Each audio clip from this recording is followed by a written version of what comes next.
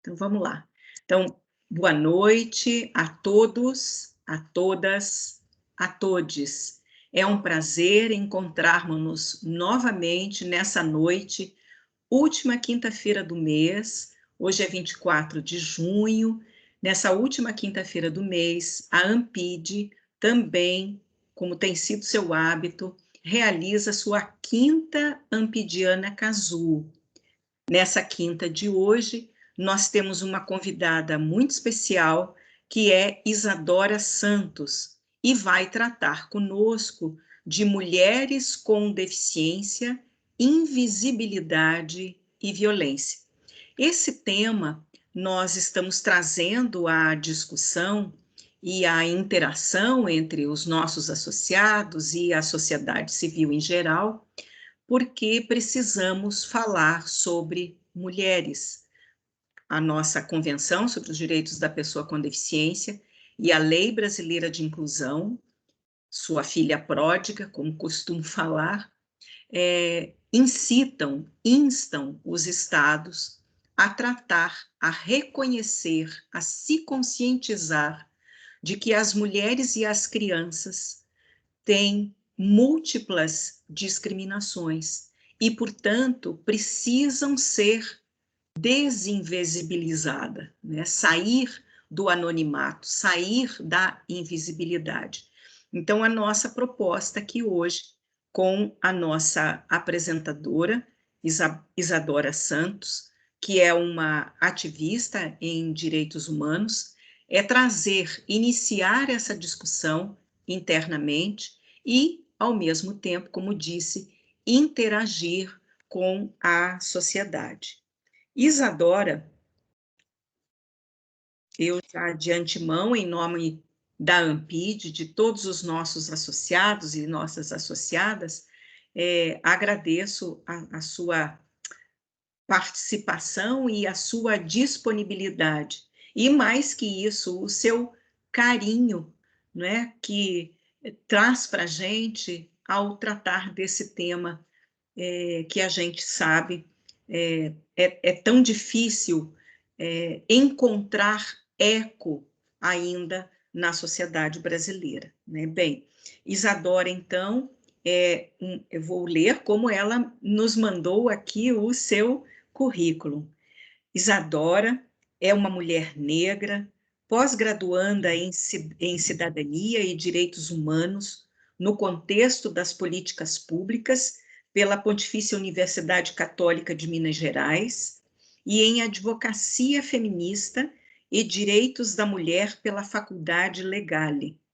É bacharela em Direito pela Escola Superior Dom Helder Câmara e ativista pelos direitos das pessoas com deficiência. Nas redes sociais, atua por meio da página #Olhar Cotidiano _Instagram. Produz conteúdo da sua perspectiva de pessoa com deficiência visual. Isadora tem baixa visão, sempre abordando temas da deficiência em intersecção com o racismo e o sexismo.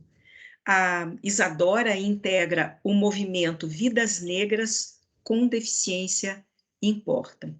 Antes de passar a palavra para a Isadora, eu quero aqui, então, cumprimentar os colegas que estão aqui na nossa sala, né? A querida Berê, o Vitor, ao Hugo, e a nossa convidada também, Carla Malk, né, que também está aqui conosco.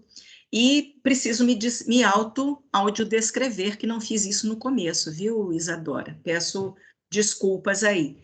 Então, eu sou Maria Aparecida Gugel, sou a presidenta da Ampid, sou uma mulher de 61 anos de idade, portanto idosa, segundo o nosso ordenamento jurídico, uso cabelos curtos, são muito brancos, uso óculos de grau, armação preta, estou aqui no meu ambiente de trabalho em casa, atrás de mim tem uma estante com livros, alguns quadros, e estou vestindo uma blusa azul e uso um lenço no pescoço, porque faz frio hoje em Brasília.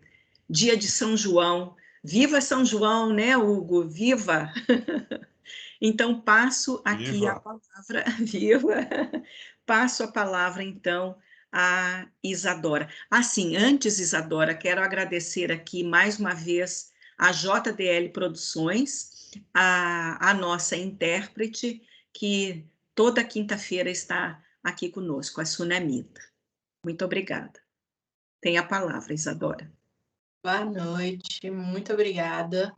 Queria agradecer, né, o convite para estar aqui. É sempre um prazer falar sobre deficiência, sobre assuntos relacionados à deficiência. Toda vez que eu sou convidada para um evento, para uma conversa, para uma troca, eu fico feliz porque eu estou levando outras pessoas com deficiência junto comigo, né? A gente vai abrindo portas. Então, é muito importante essas conversas, esses diálogos, que a gente vai transformando, né, o mundo de alguma forma. Esse é o meu objetivo. Também vou me descrever, eu sou uma mulher negra, tenho os meus cabelos pretos, trançados e longos, uso um óculos de armação vinho, batom rosa, uma blusa verde, atrás de mim tem um armário branco. Também uso um fone de ouvido. De um lado, só de um lado aqui para eu acompanhar. Roteirinho para a gente seguir. Eu tenho baixa visão, né? Eu tenho uma deficiência visual que ela é congênita. E eu sou mineira, moro em Belo Horizonte, estou aqui na minha casa também. E a gente vai falar um pouco hoje, né, sobre assuntos que permeiam a vida das mulheres com deficiência. Eu, enquanto mulher com deficiência, enquanto mulher negra com deficiência, e estudiosa do assunto, né, que eu gosto muito de estudar sobre interseccionalidade, sobre o racismo, que também a gente cada vez mais tem a consciência, né, do quanto que ele é estrutural. Então, é muito importante compartilhar isso com vocês, porque também eu aprendo, né, com todo mundo, com as trocas que vão surgindo, e é muito bacana. Eu preparei para a gente conversar hoje um pouco sobre violência, né, contra mulheres com deficiência, que é um assunto muito necessário de ser discutido, porque é pouco discutido. A gente sabe que mulheres estão em uma posição de vulnerabilidade devido a uma estrutura que tem o machismo e o sexismo como instrumentos que reforçam a ideia de supremacia do homem em relação à mulher, né? Quando a gente vê o gênero em intersecção com raça ou deficiência, né? São esses marcadores, essa hierarquização, ela fica ainda mais aparente. Racismo e capacitismo são instrumentos que potencializam discriminações. A gente pode entender que capacitismo é a discriminação por motivo de deficiência, né? A gente sabe também, cada vez mais entende que o capacitismo também é estrutural, esse pensamento que invisibiliza pessoas com deficiência, que coloca pessoas com deficiência como incapazes, ou que supervaloriza a deficiência, né? Nos colocando como heroínas, heróis. E ele está tão engendrado aí no pensamento da sociedade, que às vezes a gente até tem atitudes capacitistas sem sentir, né, sem se dar conta. E o racismo também, né, que é histórico, ele está aí desde que o Brasil começa a existir, né, a história do Brasil começa a ser contada, não tem como contar a história desse país sem falar de racismo, infelizmente. Eu queria destacar o artigo 6º da Lei Brasileira de Inclusão, né, que eu acho que, como Maria Aparecida falou, é filha pródiga aí da convenção, né? E esse artigo, ele afirma que a deficiência não afeta a plena capacidade civil da pessoa, inclusive para casar-se e constituir união estável, exercer direitos sexuais e reprodutivos, exercer o direito de decidir sobre o número de filhos e ter acesso a informações adequadas sobre planejamento familiar, conservar sua fertilidade, sendo vedada, né, a esterilização compulsória, exercer o direito à convivência e à família, né, de forma comunitária, exercer o direito à guarda, tutela, curatela e adoção, como adotante ou adotante em igualdade de oportunidade com os demais. E a gente tem que pensar que esses direitos, eles, quando se tratam, né, de mulheres com deficiência, por mais que eles estejam garantidos por lei, a gente precisa colocá-los em prática, né, ou não cercear esses direitos. De acordo com o IBGE, em 2010, 23,9% da população possuía algum tipo de deficiência. Na análise por sexo, observou-se que 26,5% das mulheres possuíam algum tipo de deficiência contra 21,2% da população masculina. Ou seja, a gente tem muito mais mulheres com deficiência do que homens com deficiência. A gente tinha nessa época e eu acredito que essa informação ainda se perpetua, né? Dessa forma, a gente percebe, né, um número maior de mulheres com deficiência e dessas mulheres, muitas estão sujeitas a sofrerem violência. A Convenção de Direitos das Pessoas com Deficiência reconhece que mulheres e meninas com deficiência estão sujeitas a múltiplas formas de discriminações e responsabiliza os Estados-parte pela adoção de medidas que assegurem um desenvolvimento saudável e que garantam, né, liberdades e garantias individuais, também reconhecendo os direitos sexuais e reprodutivos. Mas, mesmo assim, os dados são preocupantes. Os poucos dados que a gente tem, né, que eu vou comentar mais para frente.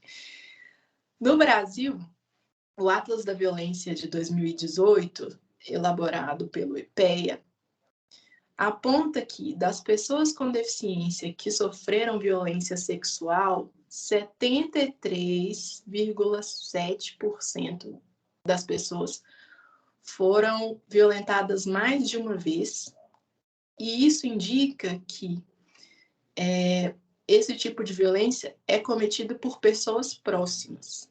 Então, a gente sabe que pessoas com deficiência, mulheres com deficiência, né, que a gente tem uma maioria de mulheres, elas estão sujeitas a sofrer violência pelos próprios cuidadores, pelos próprios familiares, né? E isso, em um momento de pandemia que a gente vive, ainda se agrava, tendo em vista que há uma maior convivência, né, com familiares, a gente está em um período de isolamento, e isso é difícil, complicado. Queria explicar um pouco sobre os tipos de violência. Gente, eu queria também falar que quem quiser me interromper, fica à vontade, tá bom? Porque eu falo muito. Se vocês quiserem fazer perguntas, enfim, me interromper, estou super aberta, tá? Mas, entendendo melhor, né, sobre os tipos de violência. Violência física, ação intencional que gere ou possa gerar danos ao corpo. Ações que possam gerar lesões, desconforto ou dor. Violência psicológica, ações que causem danos emocionais, como exemplo aí, diminuir a autoestima, prejudicar o desenvolvimento da mulher, humilhar, manipular, desvalorizar, fazer ameaças, chantagear. A gente tem muitas falas no sentido de que, olha, você deveria ser grata, porque eu estou aqui para te ajudar, e você fica, né, querendo ter autonomia? Como assim? Que absurdo, eu faço tudo por você. Ou então assim, olha, se você não me obedecer, eu vou deixar de cuidar de você, eu vou deixar de te ajudar. Porque muitas mulheres dependem, né, totalmente dos seus cuidadores para atividades diárias. Tomar banho, levantar da cama. E são ameaçadas também de não receberem esses cuidados, né? Violência sexual, obrigar a participar de relação indesejada por meio de uso de força física manipulação, ameaça, chantagem ou suborno. São ações que impedem, né, o exercício pleno dos direitos sexuais e reprodutivos. Agora a gente tem violência patrimonial, a ação que priva, diminui ou destrói os recursos materiais ou econômicos de forma parcial ou total. Roubar, reter dinheiro, destruir documentos pessoais, o uso do BPC, né, por cônjuge ou familiar, esse BPC que muitas vezes é a única fonte, né, de sobrevivência da mulher com deficiência, às vezes é retido pelo praticante da violência ali.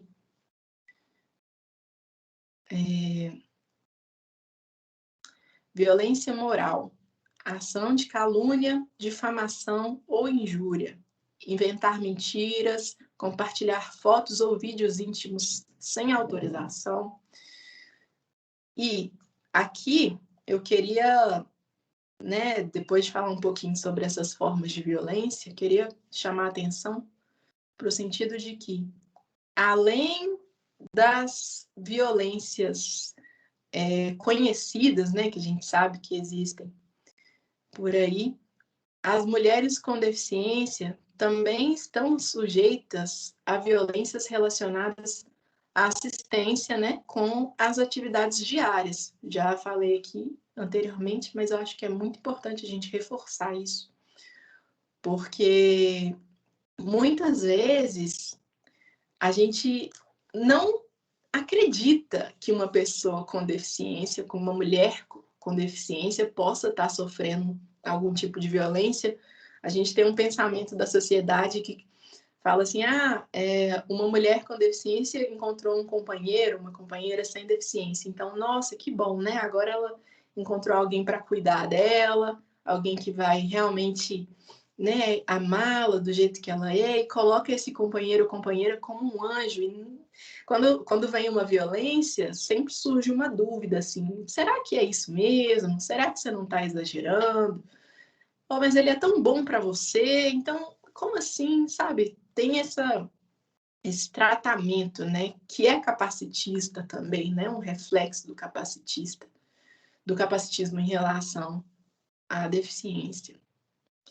E esse tipo de pensamento de que a mulher é incapaz de manter um relacionamento amoroso, de que ela merece qualquer coisa, de que quem está com ela está fazendo uma grande ação, acaba por perpetuar essas violências. Porque quem não duvida acaba por manter essa mulher em situação de violência por mais tempo.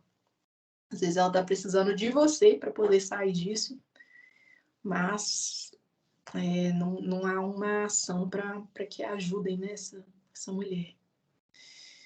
A gente tem também como obstáculo barreiras para denúncia. A gente não tem uma política pública do cuidado que disponibilize assistentes pessoais contratados pelo Estado para poder prestar cuidados, né, nas atividades diárias. A gente precisa cobrar uma política pública como essa, que é muito importante para que a mulher não fique dependente desses familiares, desses cuidadores, enfim.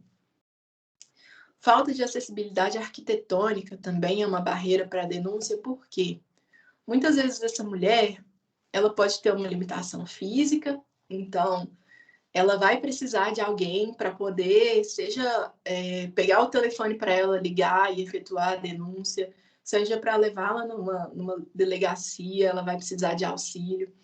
E as barreiras arquitetônicas, por exemplo, na rua, se ela mora numa periferia e ela tem que descer o morro para poder chegar até a cidade e encontrar algum lugar onde ela possa pedir socorro, como fica, né? Ou então, pensando em mulheres com deficiência visual, se eu moro num lugar em que as calçadas são muito cheias de buracos, não tem sinalização tátil, no ponto de ônibus não passa ninguém para poder me ajudar a me informar o ônibus que está chegando, não tem algum... Se for uma cidade de interior, aqui em BH já tem, né? Não posso falar daqui, mas assim, se for uma cidade do interior que não tem um aplicativo como o que existe aqui, que é o Sil Mobile, que a gente consegue avisar para o motorista que a gente está esperando no ponto de ônibus, essa mulher também vai depender de ajuda. Então, é um problema de falta de acessibilidade arquitetônica também. A gente tem a questão da falta de profissionais especializados para poder lidar com mulheres com deficiência nesse serviço de proteção a mulheres, porque uma mulher surda, ela precisa de um intérprete, né? Hoje a gente tem aqui na nossa conversa um intérprete, mas ela precisa desse profissional na delegacia também para ser entendida, né? Para ser compreendida. Ou de profissionais preparados para lidar também com alguma mulher que tenha deficiência intelectual, né? Essas mulheres são ainda mais descredibilizadas, o que é muito triste, porque existe uma crença também completamente capacitista e desrespeitosa de que mulheres com síndrome de Down e outras condições, né, que são mentais, elas são mais... dizem que elas são mais, vamos dizer assim, tendenciosas a gostarem do ato sexual, o que é um absurdo, né? Então, muitas vezes também essas mulheres elas vão ser questionadas na hora de denunciar, o que para elas já é mais difícil. Então, a gente precisa de profissionais realmente preparados para lidar com esse tipo de situação. Eu queria também falar que, num momento como esse de pandemia, é muito importante a gente entender que o nosso papel para evitar esse tipo de violência é o de aliado, né? Não existe isso de que em brigas de marido e mulher ninguém mexe a colher, não existe isso de que, fulano está na casa dele, então eu não posso intervir. Se você está presenciando algum tipo de violência, se você está ouvindo o que está acontecendo, se você está desconfiando de algo, faça alguma coisa, né? Existe a possibilidade de fazer denúncia anônima. Então, vamos abusar desses recursos, porque é só assim, gente, para poder mudar esse cenário de alguma forma. A gente também tem uma falta muito grande de dados que sinalizem o aumento da violência contra mulheres com deficiência. A gente tem o Atlas de 2020 que não trata dessa questão, né? A gente tem uma dificuldade muito grande quando vai fazer esses recortes, né, de gênero em relação à deficiência, de achar realmente informações que sejam confiáveis, pesquisas e dados e etc. Então, para falar disso sem dados, às vezes é muito complicado. E a gente sabe que existe, porque a gente conversa com mulheres com deficiência, eu tenho muito contato, né? Eu não falei muito sobre mim no início, mas eu vou contar. Eu nasci com deficiência, né? Na minha família não tem outras pessoas com deficiência, e eu fui aprender a lidar com minha deficiência quando eu conheci outras pessoas. Eu fui fortalecendo essa minha identidade, assim, de mulher com baixa visão, quando eu comecei a entender que isso não era um problema, né? Eu fui convivendo com outras pessoas e trocando. E aí, mesma coisa com a raça. Quando eu passei apesar de ter pai, mãe, irmã, família de pessoas negras, eu fui entender a potência de me colocar como mulher negra não faz muito tempo. Quando eu tive contato com autoras negras, com amigas também, né, que me ajudaram muito nesse processo, e em relação a outras mulheres com deficiência, meu contato com o coletivo Ellen Keller, hoje eu estou afastada do coletivo, mas assim, foi uma escola muito, muito grande para mim, de entender a realidade de outras mulheres, entender que esse tipo de situação que eu contei para vocês, né, das situações de violência, elas são reais, elas acontecem sim, não é pouco. A gente tem uma sociedade que é construída em uma base completamente racista e capacitista. Quando a gente vai falar de raça e deficiência, a gente tem pouquíssimas informações. Se é difícil falar sobre mulheres com deficiência, de mulheres negras com deficiência, é pior ainda.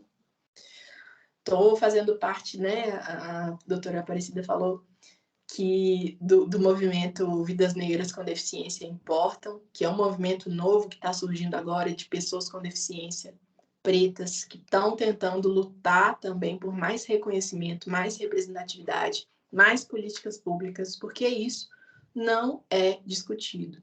A nossa história, ela não é contada. A gente vai pesquisar sobre, sei lá, o que acontecia com pessoas negras com deficiência na época da escravidão. Onde ficavam essas pessoas com deficiência? O que era feito com essas pessoas? A gente não acha muitas informações.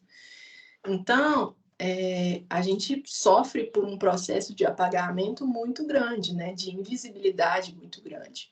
Então, cabe a nós, né, nessas trocas e, enfim, levantar essas pautas, que eu acho que é assim que vão começando a desbravar, a descobrir tudo que está colocado aí debaixo do tapete, né? Infelizmente. A gente tem que entender também que quando a gente for pensar em alguma campanha de conscientização sobre violência, sobre a mulher, enfim, a gente precisa fazer isso para todas as mulheres. A gente precisa pensar em mulheres com deficiência. A gente precisa oferecer alternativas para pessoas com deficiência, para mulheres com deficiência fazerem suas denúncias. Eu sempre cito a campanha lá do X Vermelho, né, que era de conscientização sobre violência, que existe há algum tempo atrás, de que a mulher podia fazer um X vermelho na mão, e aí se ela chegasse em um local público, aquilo ali era um sinal de que ela estaria sofrendo algum tipo de violência. Mas aí como ficam mulheres com deficiência, que precisam de alguém, às vezes, para poder fazer esse X na mão, ou, enfim, né, que não conseguem se comunicar dessa forma pré-estabelecida? Não foi pensado, né? Então a gente realmente precisa parar e se questionar, né? Para quem a gente está fazendo esse tipo de campanha, quem a gente está visando proteger, quem a gente está invisibilizando, porque mulheres com deficiência não podem ser esquecidas, né? Somos muitas. Então, queria saber se tem alguém que quer fazer alguma pergunta, continuar conversando, enfim. Colegas, se quiserem abrir suas câmeras agora, acho que podemos fazer e fazer esse diálogo com Isadora, né? Isadora, eu queria começar assim, a sua exposição, ela é muito objetiva, né? Ela faz a gente imediatamente pensar, né? No quanto se deixa de pensar, de enfocar, de considerar, né? E de qualificar a mulher negra, né? Nesses espaços de discussão, né? Então, quando você coloca que uma pessoa, uma mulher violentada, chega numa delegacia, né? Essa delegacia, para fazer a sua queixa, registrar a sua queixa, ela precisa ter profissionais preparados, né? Certamente que essa é uma das primeiras barreiras, né? Que a mulher que sofre, a mulher que é vítima de violência sofre, né? Eu sei que os colegas têm outras questões, mas eu queria que você enfocasse um pouquinho também, Isadora, porque eu acho que é muito importante a questão também da identidade de gênero, né? Porque nós também temos que pensar na mulher lésbica, né? Na mulher trans, né?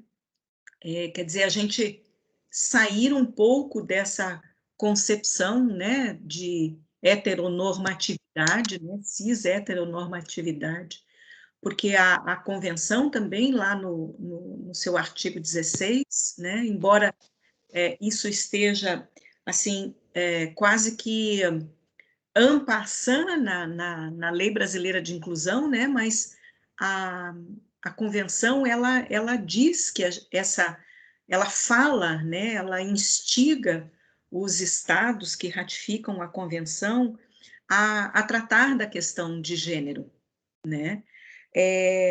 Mas a gente não encontra a questão da identidade de gênero, né? A convenção, ela fica mais na temática de gênero e idade, né? Então, se você puder dar assim, uma circulada na questão da identidade de gênero, eu acho que é um bom momento, né, para a gente também vislumbrar, né, ter essa perspectiva, né? Sim. Eu acho que, com certeza, é muito importante a gente pensar em interseccionalidade, né? Quando a gente for falar de deficiência. Não dá para pensar só na mulher negra. Nós somos mulheres negras, nós somos mulheres trans, nós somos indígenas, nós somos brancas, gordas, magras, enfim. Cada uma tem o seu marcador aí que a torna mais potente, mais forte, é, mais necessária aí nesse mundão, né? Mas, quando a gente pensa em gênero, em identidade de gênero, eu acho que há uma dificuldade muito grande da sociedade em reconhecer os nossos corpos como passíveis de sentir, assim. Eu acho que há uma dificuldade em tirar eu sempre brinco com isso, né? Assim, tirar a máscara da deficiência e reconhecer esses outros marcadores de raça, de gênero, enfim, porque é como se a deficiência mascarasse outras características que a gente tem, né? Como se eu só fosse a Isadora deficiente visual, mais nada, não fosse negra, não fosse uma mulher também, né? Porque a nossa sexualidade ela é muito questionada, a gente é infantilizada, a gente é colocada como incapaz de criar, de ser mãe, de cuidar do outro, enfim, N coisas. E quando a gente pensa em gênero, né, identidade de gênero, em pessoas LGBTQIA+, há um processo de invisibilização dessas pessoas enorme. Eu sei, a gente tem pessoas com deficiência diversas, com orientações diversas também, e essas pessoas muitas vezes nem são chamadas para o debate, sabe? Eu acho que passa por aí também, no sentido de entender que essas pessoas estão aí sim, que a fala delas é importante, né? A gente está num mês totalmente representativo dessas pessoas e elas precisam ser ouvidas, elas precisam parar de ser questionadas, parar de ser colocadas como inferiores, enfim, porque elas estão aí, né? Nossos direitos têm que ser garantidos de forma igualitária, né? E a gente sabe também que pessoas LGBTQIA+, também sofrem uma violência muito grande, também estão sujeitas, desde a questão da evasão escolar, no sentido da escola também, às vezes, não exercer esse papel de proteção, de respeito, de cuidado com essas pessoas. Então, há uma evasão escolar muito grande. E aí, uma coisa vai puxando a outra, porque se você não tem acesso à escola, mais para frente, acesso ao mercado de trabalho também fica cerceado. Então, quanto mais... Eu entendo que tudo começa pelo diálogo. Quanto mais a gente dialogar com essas pessoas, entender o que está acontecendo, se propor a ouvir mesmo, a gente vai conseguir pensar em soluções e também colocar o que já existe de soluções em prática, né? Porque a gente sabe que, igual eu falei, a gente tem direitos garantidos, né? Tanto na convenção, quanto nos objetivos aí para a Agenda 2030 da ONU, e a gente precisa cobrar mais e fazer mais, e se questionar mais também sobre quem está ocupando os espaços, quem está nos representando também nas esferas de poder, sabe? É assim, eu acho que é assim que a gente vai mudando. Obrigada, Isadora. Colegas, a palavra está aberta. Isadora, aqui é Carla, meu nome é Carla Mausch, eu sou coordenadora geral da Mais Diferenças, que é uma OCIP, uma ONG que desenvolve projetos de educação e cultura inclusiva. Eu sou uma mulher branca, tenho 51 anos, tenho os cabelos grisalhos, eles estão presos num coque hoje. Estou com um casaco de lã marrom, aqui em São Paulo está frio também. E atrás eu tenho uma parede branca com uns quadros com bordados, com obras de indígenas do Panamá, com molas que chama. E eu queria dizer tanto para a Ampide como para ti, que acho que esse debate é fundamental. Eu sei que todos nós estamos cansados e, né, exauridos depois de 1 ano e meio do mundo virtual, mas eu acho que também diz muito da quantidade de pessoas que tem aqui. A gente observa que a pauta da violência, ela segue muito invisibilizada, e mesmo, né, as organizações e coletivos que trabalham com pessoas com deficiência têm muita dificuldade de colocar esse tema, e acho que tu apontaste muito bem mecanismos estruturantes que também levam a essa questão. Então, acho que é urgente que a gente consiga criar espaços como esse e ressoar, ecoar. A gente entende que tem outras dificuldades muito grandes quando a gente vai trabalhando interseccionalidade, e a gente trabalha muito com educação, muito com cultura, também em várias redes de defesa de direitos. A gente observa que a pauta da deficiência ainda não entrou com força nas discussões de interseccionalidade, então fico super feliz de conhecer e saber que vocês estão organizando, né, um coletivo que é o Vidas Negras com Deficiência Importam. Então, acho que esse é um outro compromisso. Por muito tempo, quando a gente imaginava que a pauta dos direitos com deficiência já estava um pouco mais consolidadas na nossa ingenuidade, nós, enquanto organização, nos colocamos a participar de outros espaços para levar a pauta da deficiência, né? Então, como a gente trabalha com educação e cultura, a gente estava muito nos espaços de educação e cultura mais gerais para lembrar das pessoas. A gente ainda precisa adjetivar muito.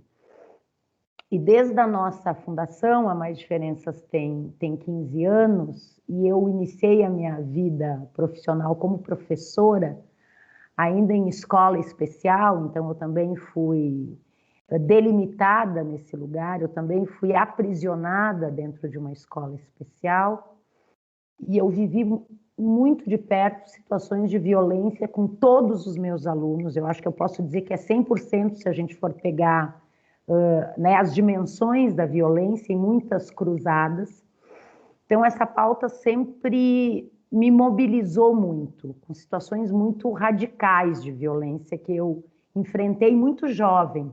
Eu comecei a trabalhar com pessoas com deficiência, eu tinha 15 anos, assim, então ninguém me levava muito a sério, como que alguém que não tem ninguém na família, não é freira, nesse olhar capacitista também para quem escolhe, né, essa opção. Então, isso é um marcador também muito forte na minha constituição como sujeito e como profissional.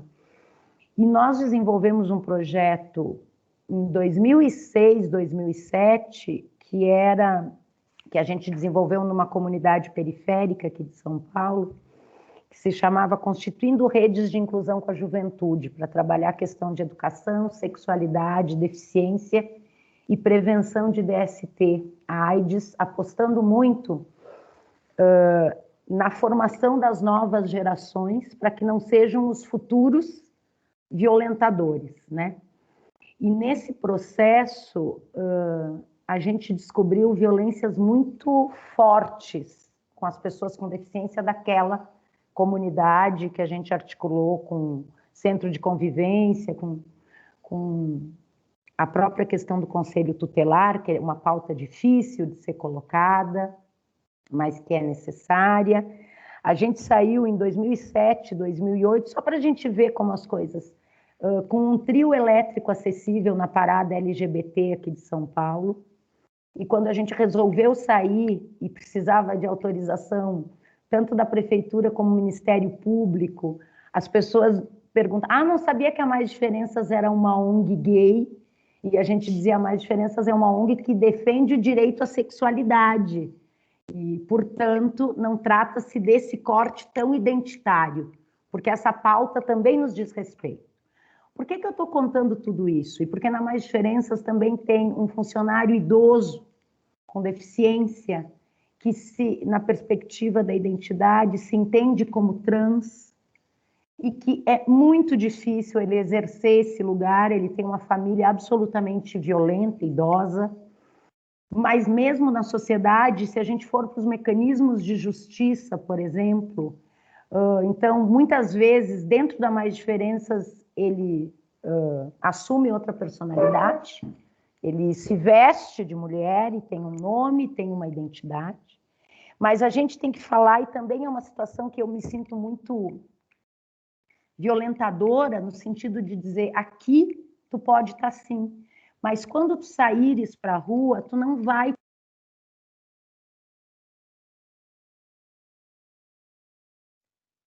Fechou o microfone. Seu áudio, Carla.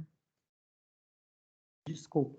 Os teus pais não te permitirão, a sociedade, a chance de ser violenta contigo é muito maior, e vai ser muito difícil tu poderes viver isso e fazer essa transição, porque os mecanismos de saúde, de justiça, têm outros marcadores antes que negam e invisibilizam esse direito. Então, eu acho que, assim, na minha vivência, em tudo que a gente vai articulando, tem tantas questões e que elas ainda estão tão veladas. Então, eu acho que é fundamental, Isadora, fiquei muito feliz, assim, de ver a tua fala potente, coordenada, articulada. Acho que Dampide está puxando essa questão, mas é uma questão que a gente tem que buscar forças, ela não pode ficar, né? Por mais que cada um de nós também segue com isso, mas assim, eu não sei eu fico muito mobilizada da gente conseguir outros espaços, que a gente consiga falar com mais pessoas, que a gente possa pensar em campanhas de fato. Uma mulher com deficiência, pouquíssimas iam conseguir fazer o X vermelho. Tem toda uma questão de não acreditar na fala das pessoas. Eu vivi histórias de alunos com deficiência que tinham questões de abuso sérias, de muitas ordens, mas o lugar de uma pessoa com deficiência, se tem deficiência intelectual, é muito difícil que ela tenha um lugar de fala e de respeito, porque as famílias têm um poder sobre elas muito grande, sabe?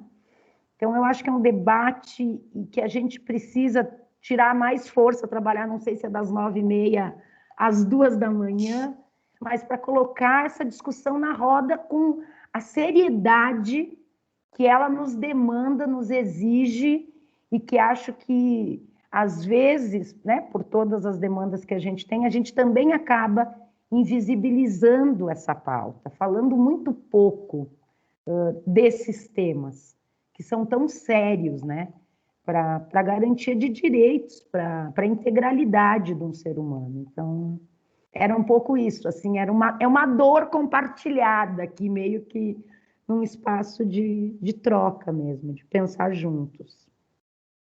Nossa, obrigada.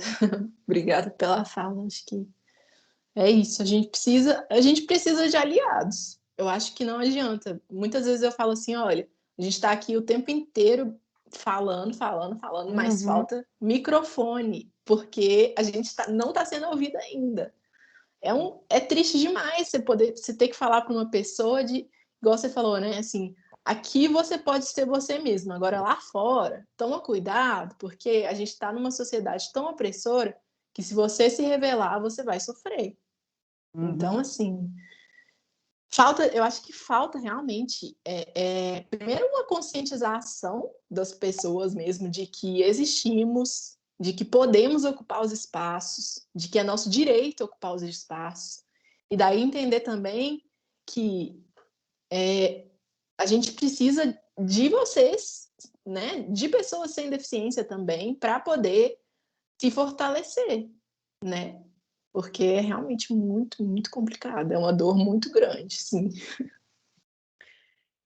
Obrigada, Isadora. Obrigada, Carla. Você sabe, os colegas, eu não sei se conhecem Carla, mas Carla, sempre que a gente joga lá nos grupos, né, Carla, um convite, ela diz, pode deixar que eu vou. Te agradeço muito, Carla. Eu acho que essa interação com a Mais Diferença para a gente também é importante na Ampid, né?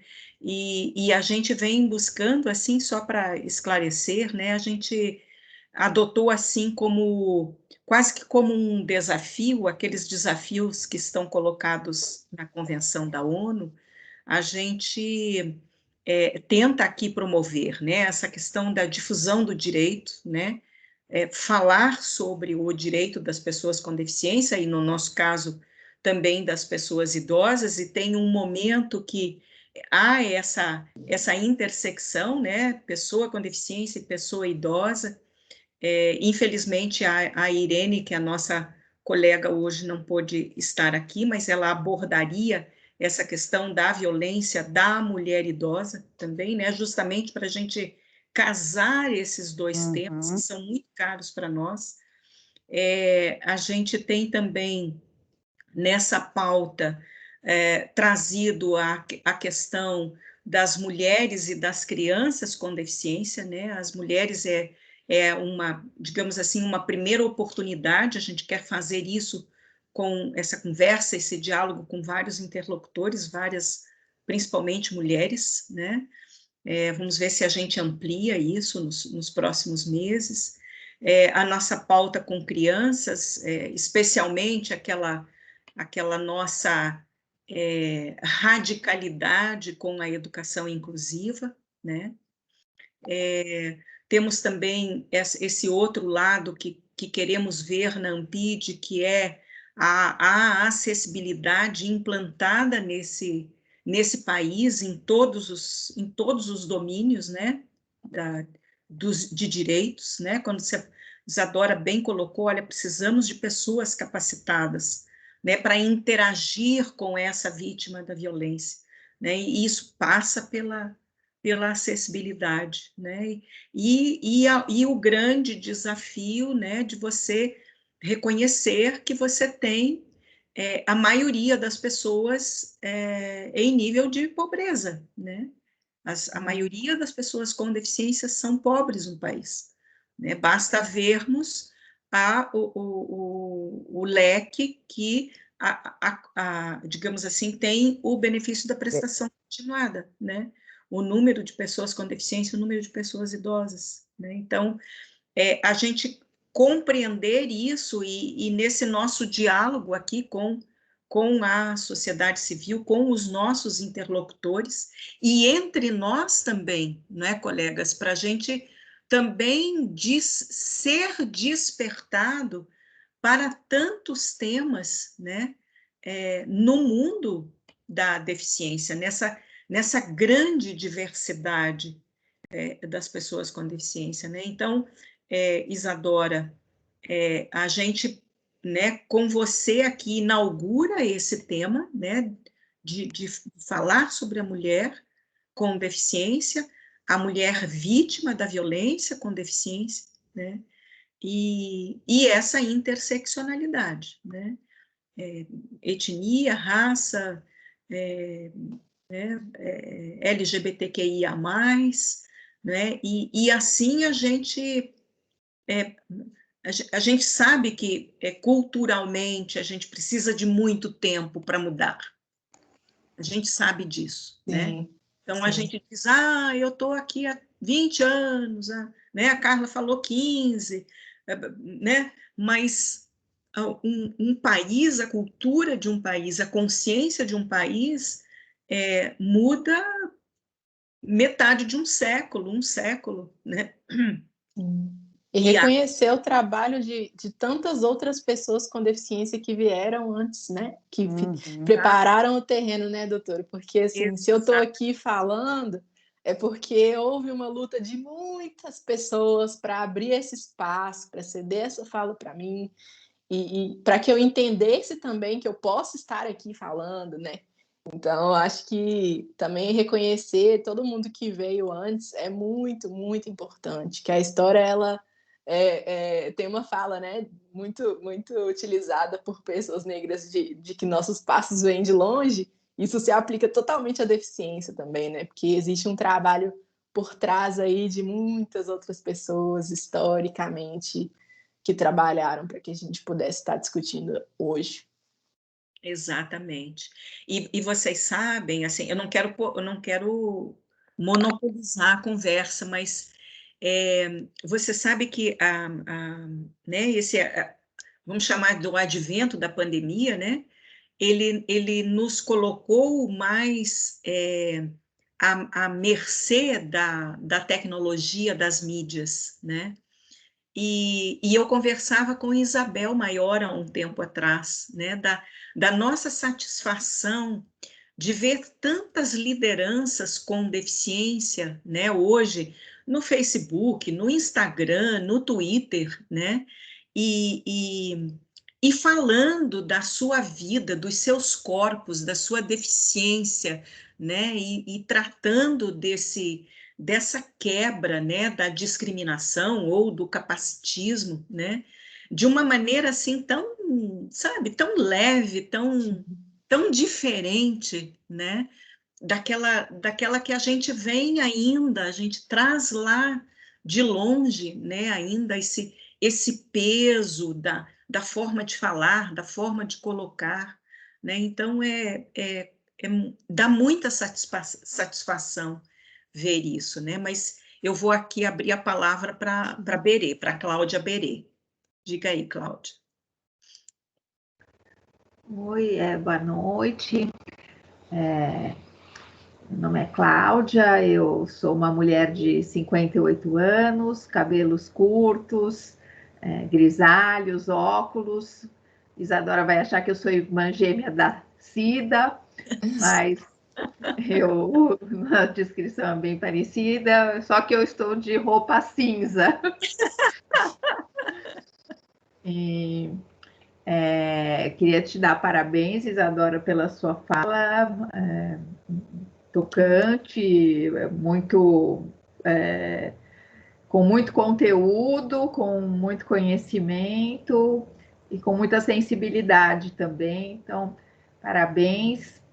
Eu não trabalho com pessoas com deficiência, só eventualmente quando eu estou substituindo um colega de férias, né? A gente trabalha na promotoria da pessoa idosa.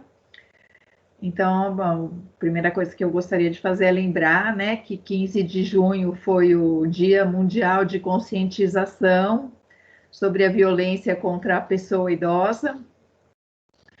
E lembrar também que é um assunto que tem tanto em comum, né, a violência contra a pessoa com deficiência, a violência contra a pessoa idosa, além do grande número que nós temos de pessoas idosas que também têm alguma deficiência. E acho que é muito importante, né, a participação das pessoas que têm o conhecimento específico da sua condição na formulação das políticas públicas, né? Por isso que a gente gosta tanto dos conselhos, para que eles possam contribuir, né? E a gente gosta muito dos conselhos quando eles são legítimos, né? E representativos, para que eles possam contribuir nessa formulação e trazer aí essa sensibilidade, esse olhar específico. E eu trabalho bastante com violência, né? A gente recebe bastante denúncia do Disque 100, então tem muitos casos de violência. Eu gostaria de lembrar uma questão aqui, que acontece muito com a pessoa idosa, e eu acredito, né? Quero ouvir vocês, mas eu acredito que também pode acontecer com a pessoa com deficiência, que muitas vezes é a falta de percepção da pessoa, a falta de percepção da vítima quanto a estar sofrendo a violência. Então, acho que esse é um trabalho que a gente precisa, assim, ter muito afinco, né, para que a pessoa possa perceber isso. A gente verifica muito essa questão, por exemplo, nos casos de violência patrimonial. Então, a pessoa idosa, ela às vezes ela pede, né, que o outro ajude. Às vezes o outro se oferece e ela fica agradecida por aquela ajuda que ela nem sabe o que vai envolver, né? Então acontece muito na violência patrimonial, mas também em outros tipos de violência. Então essa falta de consciência, a gente vê alguns trabalhos, né?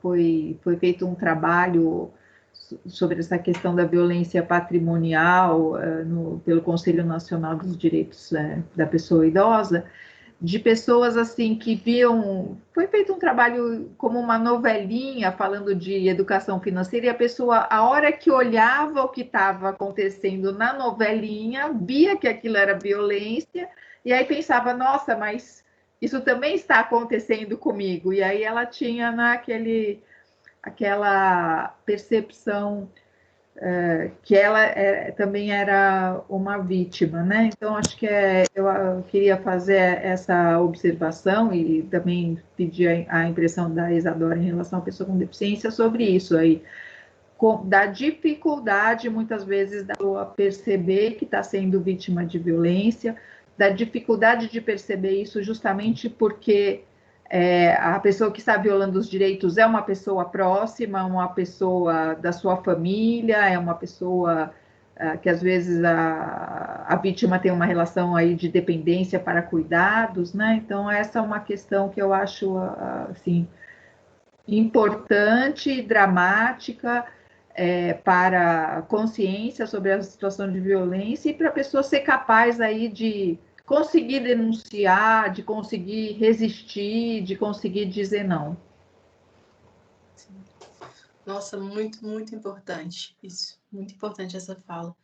Eu acho que tanto em relação a pessoas idosas, né, quanto em relação a pessoas com deficiência, o tratamento é muito parecido, no sentido de achar que essas pessoas muitas vezes até valem menos, assim, né, que elas são mais vulneráveis, sim, e que elas por estarem mais desprotegidas, elas podem sofrer determinadas violências. Enquanto pessoas com deficiência, a gente não é ensinada, né, na vida mesmo, a gente não é ensinada a se orgulhar do próprio corpo, um corpo que tem lesões, a gente não é ensinada a se orgulhar desse corpo com lesões, a gente não é ensinada a se respeitar no sentido assim de ninguém nunca me ensinou, por exemplo, que olha, você pode pedir ajuda, você vai necessitar de ajuda, mas assim, essa pessoa ela não pode te tocar em determinados lugares, não. Você tem que segurar no braço da pessoa. Isso eu fui aprender com as próprias pessoas com deficiência, na convivência, porque é a gente que vai, às vezes, prestando atenção e despertando para determinados pontos. Então, assim, a gente não é ensinada nem a se orgulhar do próprio corpo, nem, às vezes, a lidar mesmo com a deficiência. E a falta de representatividade, ela também reforça muito isso.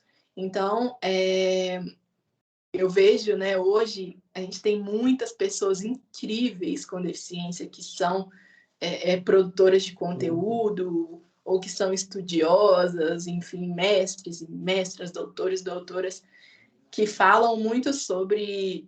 outro dia eu lia um texto de uma amiga que é mãe, ela é uma mulher com deficiência e é mãe de uma menina com deficiência, ela falando que ela estava ensinando a filha dela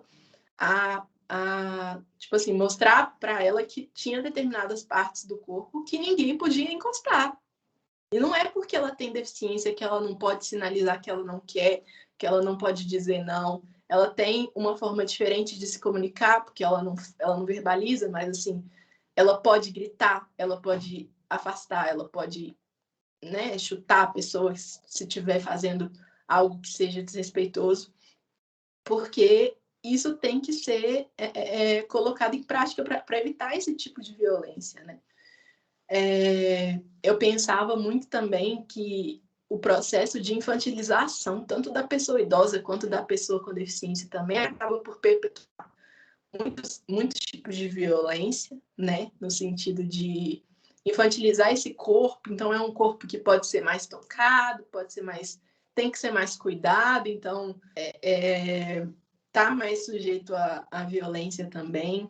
É um corpo que vai ser descredibilizado aí, de novo, tô falando isso, mas esse processo de infantilização, ele coloca em xeque, né, a fala das pessoas com deficiência, a fala das pessoas idosas. Também estava pensando, né, durante essa fala que até nas esferas do ponto de vista da saúde mesmo, que muitas vezes uma pessoa com deficiência sofre violência e aí ela vai lá para poder, né, se curar de alguma lesão, de alguma ferida, enfim. E aí a fala do profissional da saúde é dirigida ao acompanhante daquela pessoa. Não pergunta para a pessoa com deficiência o que aconteceu, por que ela está lá, o que ela está sentindo. É sempre para o paciente, para o acompanhante, perdão. Para o acompanhante. Então, muitas vezes é esse acompanhante que está praticando a violência e ele que vai ser ouvido, e não a pessoa com deficiência. Por quê? O capacitismo, ele coloca a pessoa com deficiência como incapaz de se colocar, como incapaz de sinalizar, né? de verbalizar o que está acontecendo, de sinalizar que ela está naquela situação ali. Então, acho que isso também, eu já vi pessoas idosas falando para mim assim, às vezes eu vou no médico, pergunta só para minha filha, nem conversa comigo, porque também há esse processo de infantilização, né? E outra coisa que já não tem tanto a ver com a fala, né? Mas assim... Oi. Desculpa te interromper, mas só para te contar, já faz uns 2 ou 3 anos que eu fui com a minha mãe no cardiologista, e ela foi num cardiologista que ela ainda não tinha ido, né? Era a primeira consulta, até era um rapaz de 30 e poucos anos, então bem mais jovem do que ela e do que eu, e ele falou o tempo inteiro comigo, né? Ela se colocando, ela é uma pessoa muito esclarecida, lúcida, saudável e tal. A hora que nós saímos do cardiologista, ela falou: nunca mais eu volto aqui. Então, ela teve esse, né? Ficou louca da vida. Então, assim, e nunca mais fomos lá. Passamos aí a outro cardiologista, só para te falar que é igualzinho. Que bom que minha fala está fazendo sentido. Mas é um absurdo, né? Rindo de nervoso. Sim, Isadora, desculpa. Pensei que você tinha terminado sua colocação. Não, mas pode falar. Não, eu pergunto aos colegas se querem fazer mais alguma questão para a Isadora. Cida, Sim, Hugo. queria aqui dar boa noite aqui novamente. Meu nome é Hugo Porto, tenho cabelos começando a ficar grisalhos, pele parda, 48 anos, sou aqui do Ceará, tenho aqui ao fundo uma parede metade amadeirada com uns quadros acima. Estou trajando uma camisa cinza. Primeiro eu queria parabenizar, Isadora. Você fez aí uma espécie de uma navegação sobre tantos temas importantes, contemporâneos até por demais, e que se maximizaram muito em virtude desse evento extremado que nós estamos vivendo ainda, né, que é a pandemia. Você falou muito bem da acessibilidade, falou da ausência de números, e isso foi tão está sendo tão vamos dizer assim, desafiador, para ser suave, nessa quinta ampidiana, né, Cida? Não sequer dentro do próprio sistema do DataSUS, sistema da saúde, nós temos inúmeros indicadores que pudessem nos nortear, por exemplo, com as questões envolvendo internações, óbitos, enfim, das pessoas com deficiência. E isso foi um fator, inclusive, de dificultar as discussões a respeito da prioridade na vacinação.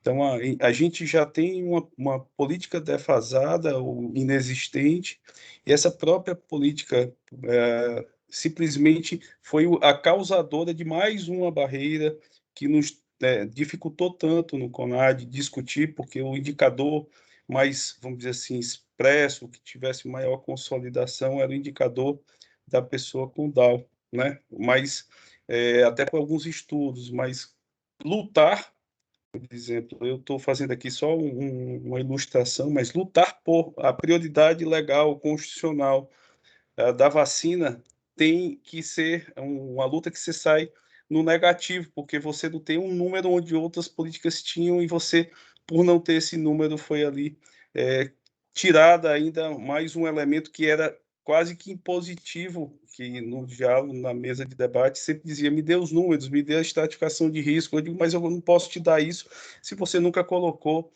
se o poder público nunca colocou isso nos sistemas. E a acessibilidade também. Eu me lembro de um episódio aqui no Ceará, e as autoridades começando a noticiar as restrições sanitárias, as medidas necessárias, e com a ausência total de acessibilidade na comunicação. Eu me lembro que eu entrei em contato com uma determinada pessoa esclarecida, pessoa próxima, inclusive, do processo inclusivo, e a resposta que eu tive, ainda que depois contornada, ela diz assim, nós estamos num momento nunca vivido antes, você está me perguntando sobre acessibilidade. Aí eu olhei e digo, olha, esse é a grande pergunta que eu lhe faço.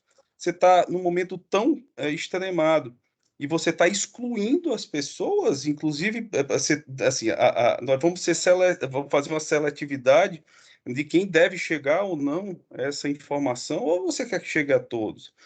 Então, eu coloco isso aí como um fator que aí até uma pergunta, Isadora.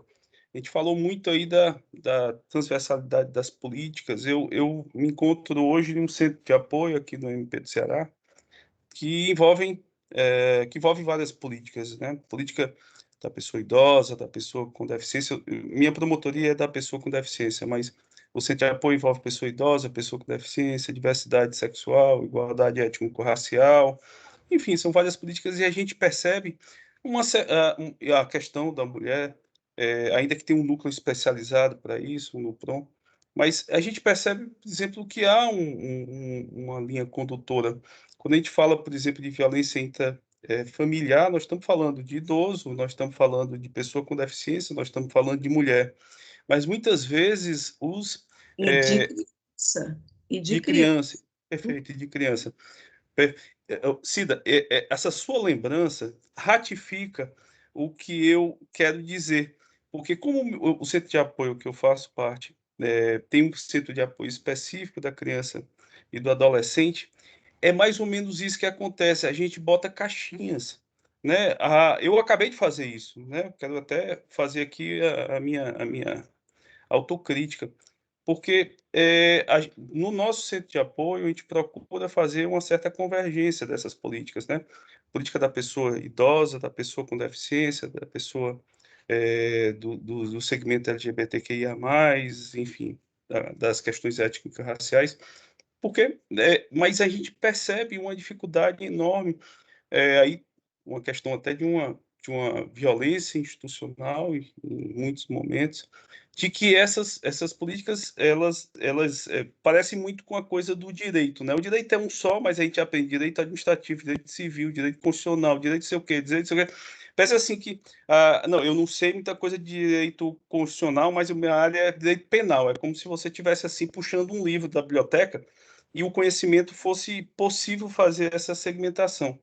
Aí é até uma pergunta assim, como é que você viria para a gente diminuir essa distância das políticas, uma vez que, como foi bem dito aqui por você e também pela os demais que falaram antes, a Cláudia, a Carla, a Cida, como é que a gente faz para que as pessoas compreendam que nós estamos falando de seres humanos e não de políticas setoriais para pessoas que parece que não se coligam. Isso é um desafio muito grande e a gente vê, de certa forma, dentro do Ministério Público. Assim, se você faz um evento para pessoa com deficiência, por exemplo, aí os recursos de acessibilidade parece que se entende por que tem que ter. Mas se você faz uma de direito penal, de direito administrativo, quando você vai falar assim, cadê o intérprete, cadê a audiodescrição? Diz, não, é para quê, cara? Como se fosse diferente. Né? Nós estamos falando de uma pessoa que tem interesse em saber sobre a área do conhecimento A, B ou C, mas quando fala, e é até interessante que essas perguntas são recorrentes ou as omissões também. Aí eu pergunto, Isadora, se, assim, como é que a gente poderia iniciar uma mudança disso dentro do poder público, dentro das instituições, os movimentos também. Quero também aqui dizer, os movimentos também são bem díspares, né? Inclusive dentro da própria do segmento da pessoa com deficiência, às vezes assim se compreendem de formas diversas, né? E às vezes até antagônicas em algumas políticas, né? E eu me lembro de um determinado evento que eu estava, que era para a questão do ambulatório trans, né? Que era para ser implantado, etc. E em termos de logística e de alguns recursos, se colocou se sugeriu, né? Nem se colocou, sugeriu em próximo a um hospital de saúde mental, que é evidente que não é uma escolha simbolicamente muito ruim, mas que, de certa forma, trouxe um debate no sentido de que as pessoas do segmento LGBTQIA+, naquele momento, não estavam percebendo o quanto eles estariam sendo, vamos dizer assim, agressivos com as pessoas com deficiência mental. Tamanha foi o embate. E eu que estava nesse dia, e procuro verificar até pela posição dentro do centro de apoio, uma certa equidade, um equilíbrio nas questões, aí isso me causou um incômodo tão forte que eu digo, vocês não estão percebendo que vocês estão sendo extremamente discriminatórios com um outro segmento que é da pessoa com deficiência mental.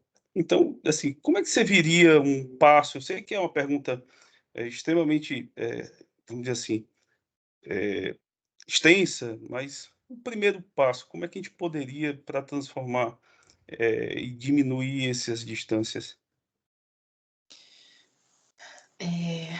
Eu concordo plenamente. Engraçado isso, né, gente? Eu percebi que a informação ela é um instrumento tão necessário que hoje ela salva vidas, né? A gente teve no início da pandemia a divulgação de como se cuidar, como se proteger, como lavar as mãos, né? O que fazer, o que não fazer para poder ficar longe desse vírus, né? Enfim. E isso inicialmente estava sendo veiculado de uma forma completamente inacessível. Então, quando você não divulga uma informação que vai salvar vidas para todo mundo, você mata, né? Você está invisibilizando a ponto de matar, a ponto de esquecer, a ponto de não reconhecer que a vida dessas pessoas é importante, são importantes. Então, passa por aí. Isso que você apontou sobre pensar em acessibilidade só quando o assunto é deficiência, assim, então, vou fazer um evento voltado para deficiência, então, beleza, então vou pensar na acessibilidade desde o início. Acontece muito, é um absurdo, mas acontece demais. Eu, enquanto bacharela em Direito, né, nos eventos da faculdade, nos eventos fora, congresso, que eu frequentei, nunca tive recurso de acessibilidade, de ter alguém, por exemplo, começar a fala se descrevendo, se autodescrevendo, que é o básico, é uma coisa que deveria ser regra.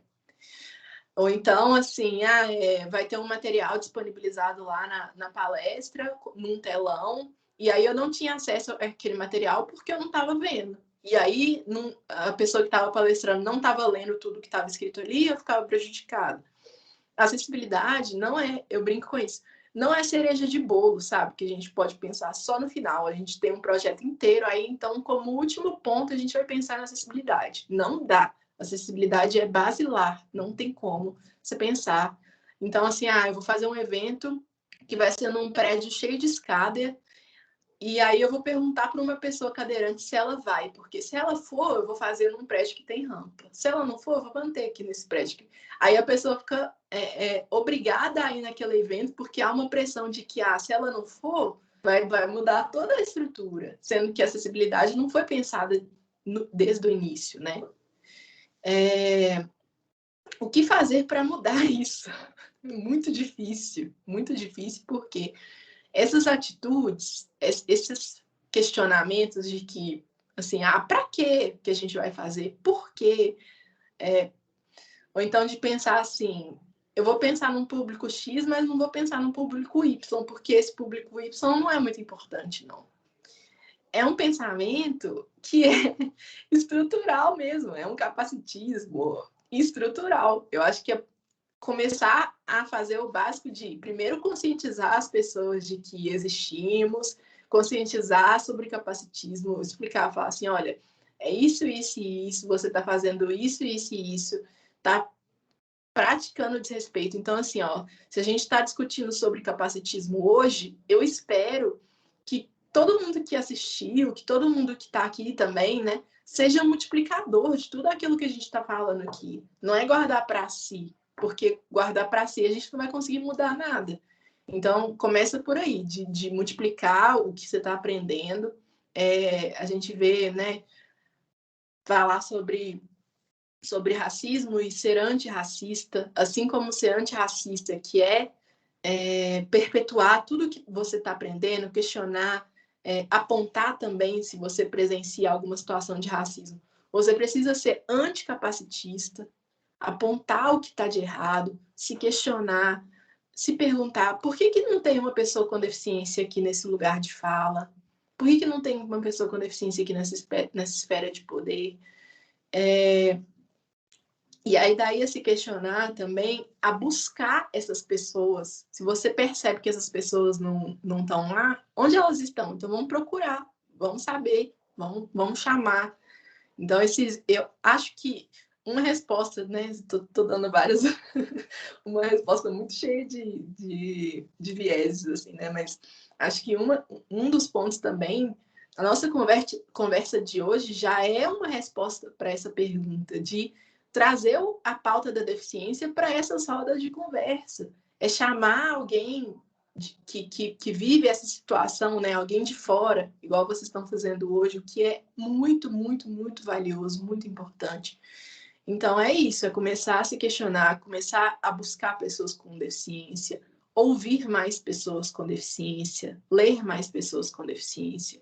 Hoje a gente está aí num boom de redes sociais, então, assim, seguir pessoas com deficiência, que tem várias falando coisas muito importantes, interessantes.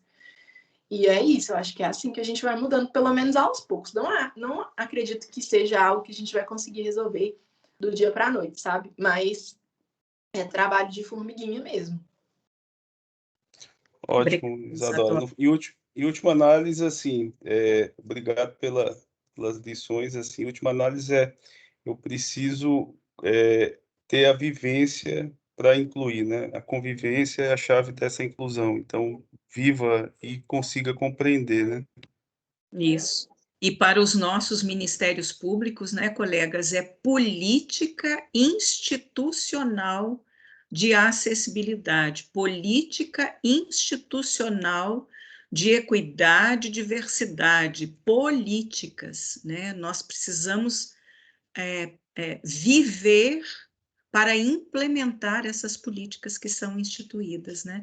Colegas, Isadora, nós temos aqui um tempo com as nossas queridas intérpretes, né? Então, a gente está quase chegando no nosso limite de tempo, porque a gente começou, teve que mudar o nosso sistema, perdemos aí um pouquinho de tempo, mas, Vitor, eu vou passar a palavra para você então, e depois para a gente caminhar para o encerramento com Isadora, tá bem?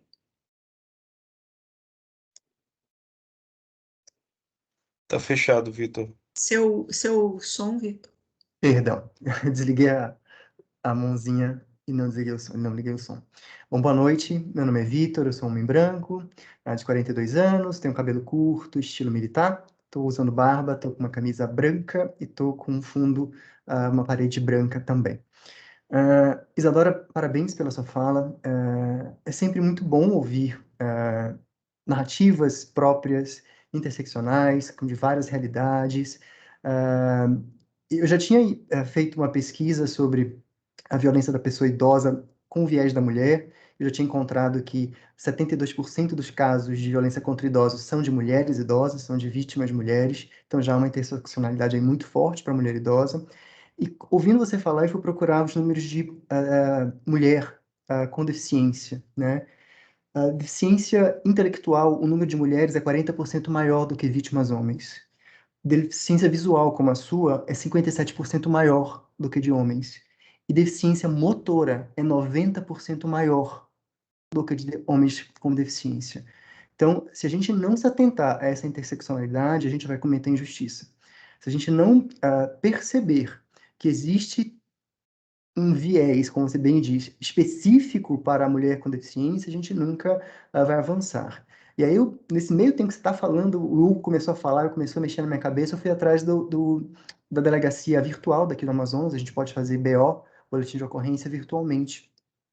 E eu simulei uma violência doméstica contra a mulher rapidinho. Pede o nome social, pede o gênero, mas não pede a raça da mulher violentada e não pede a informação se ela tem deficiência ou não. A gente nunca vai ter esses números. A gente nunca vai saber. Então, eu já estou, por exemplo, e o Hugo falou dessa questão, a gente fecha de caixinhas. Realmente, Hugo, eu nunca me preocupei com essa questão de violência contra a mulher com deficiência. Não sei se é atribuição minha ou se é do colega da Maria da Penha, mas eu vou conversar, porque não tem números, a gente não tem esses dados. No Amazonas, a gente nunca vai gerar esses dados se não for pelo Disque 100. Então, só para mostrar para vocês, Adora, quanto uma fala de pouco tempo, uma conversa boa, acaba gerando ideias, acaba gerando provocações que me parecem que é justamente o resultado, o objetivo de uma roda de conversa como essa, viu? Muito obrigado. Obrigada. Nossa, que bom que você teve nessa vontade de buscar, de pesquisar enquanto a gente estava conversando aqui, porque já vai gerando soluções, né? Porque é tão ruim, às vezes, a gente sair de uma conversa assim, totalmente perdido, com a esperança aí diminuída em relação ao que fazer, né? Com esse tanto de informação triste. Então, realmente, a gente precisa perguntar para poder obter dados. É o básico, né, gente? Então, espero que isso mude. Espero que haja um botão aí para você marcar, para a gente poder marcar que a gente tem uma deficiência, para que as nossas estatísticas também sejam consideradas, né? É verdade, Isadora. A gente não quer virar um número estatístico, mas a gente precisa do número estatístico para trabalhar uma política, né? Uma política pública bem elaborada precisa dessa informação estatística, numérica. Quantos são? Quantas são? Né? Exatamente. Isadora, olha, com muita alegria, tivemos você aqui hoje, nosso muito obrigada. Colegas, eu recomendo seguir a Isadora lá no Instagram, #Olhar Cotidiano.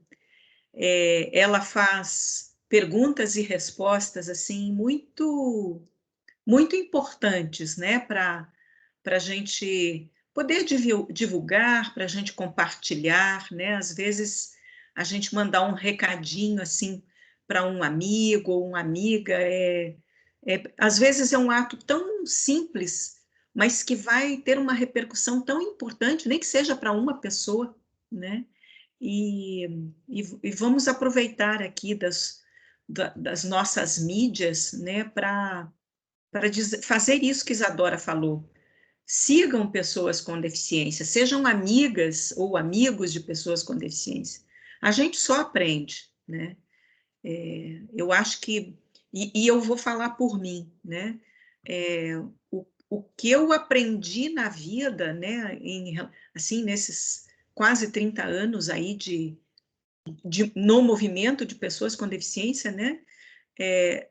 Claro, foram nos livros, mas o detalhe, a perspicácia, a empatia, a gente aprende, e eu aprendi com pessoas com deficiência, né? Então, é importante para nós, que somos, né, vamos chamar assim, profissionais da defesa e garantia desses direitos, termos nas nossas relações, né, ainda que sejam profissionais, pessoas com deficiência próximas, né? É importante para nós. Isadora, a palavra é sua para suas colocações finais e o seu boa noite. Queria agradecer muito, muito, muito o convite, falar que é muito importante para mim trocar, né? Eu sempre saio com meu horizonte cada vez mais ampliado, cada vez maior, assim, eu cresço muito nessas trocas, eu ainda tenho muito que aprender, né, para poder também ensinar.